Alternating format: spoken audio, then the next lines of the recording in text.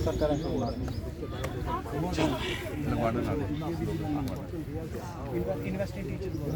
want justice. We want justice. We want just policy. We want job policy. मेहनत हमारी लूट तुम्हारी नहीं चलेगी, नहीं चलेगी। मेहनत हमारी लूट तुम्हारी नहीं चलेगी, नहीं चलेगी। मेहनत हमारी लूट तुम्हारी नहीं चलेगी, नहीं चलेगी। वीटीज के साथ इंसाफ करो, इंसाफ करो, इंसाफ करो, इंसाफ करो।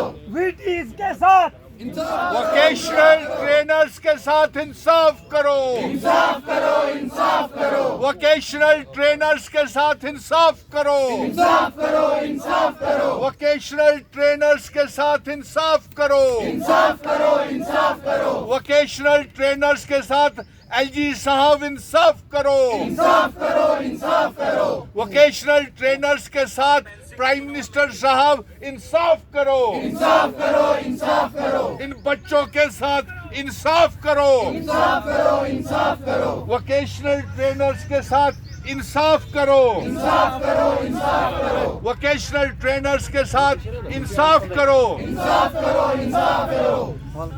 चीफ मिनिस्टर साहब वोकेशनल ट्रेनर्स के साथ इंसाफ करो, इंसाफ करो, इंसाफ करो। वोकेशनल ट्रेनर्स के साथ इंसाफ करो। इंसाफ करो, इंसाफ करो। ट्रेनर्स की यहाँ पर सपोर्ट में आए हैं, क्या कहेंगे आखिर क्यों इस तरह से इन लोगों के साथ नाइंसाफी की जाए? देखिए, ये जम्मू कश्मीर के वो हाईली क्वालिफाइड बच्चे हैं जिन्होंने MSc, PhD, MPhil, net clear, set clear किया हुआ है।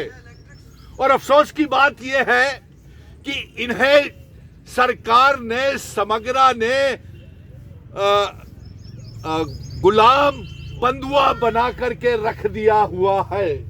ये मांग कर रहे हैं पिछले 9 सालों से कि इनके लिए एक जॉब पॉलिसी बनाई जाए। कोई ऐसी चीज की मांग नहीं कर रहे हैं। और दूसरा अफसोस इस बात का है कि हमने खुद ये बात चीफ मिनिस्टर साहब से, एजुकेशन मिनिस्टर से और जम्मू कश्मीर की सरकार तक ये आवाज पहुंचाई है।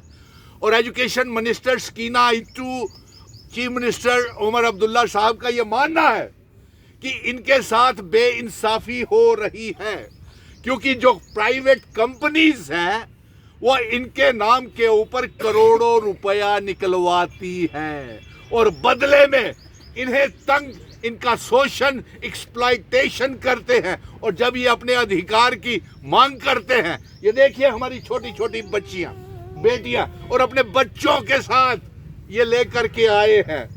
इन बच्चों के बारे में एलजी मनोज सिन्हा साहब सोचिए, इन बच्चों के बारे में चीफ मिनिस्टर साहब सोचिए। मैंने चीफ मिनिस्टर साहब को ये आवाज पहुंचा दी है, एजुकेशन मिनिस्टर को भी आवाज पहुंचा दी। और कीमती लाल जी, आप इनकी अध्यक्षता कर रहे हैं।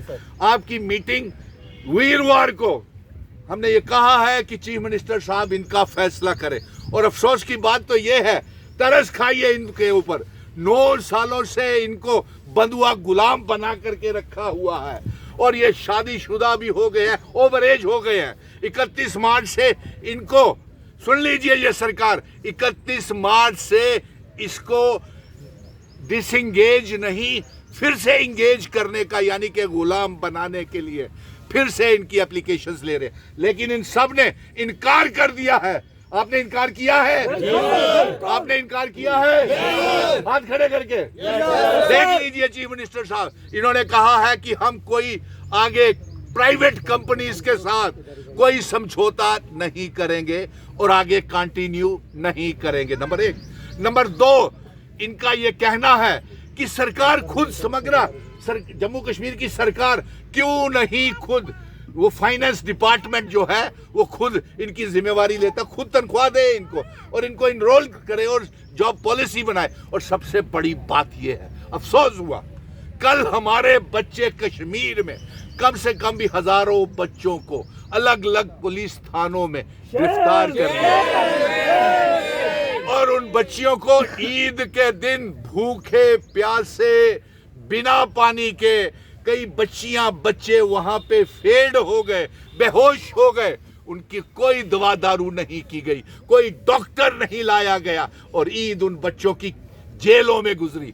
चीफ मिनिस्टर साहब आपको जवाब देना पड़ेगा। आप तो मेरे मित्र एलजी साहब, मनोज सिन्हा साहब, आपको जवाब देना पड़ेगा, क्योंकि आपको ये मालूम है, ये नहीं है कि एलजी साहब या किसी को इनकी बात मालूम नहीं है। आप खुद मिले हैं कि मिले थे ना आप लोग सारे, आपके डेलीगेशंस मिले हुए हैं ना। अगर ये अपने अधिकार के लिए जाते हैं, इन्हें लाठीचार्ज होती है।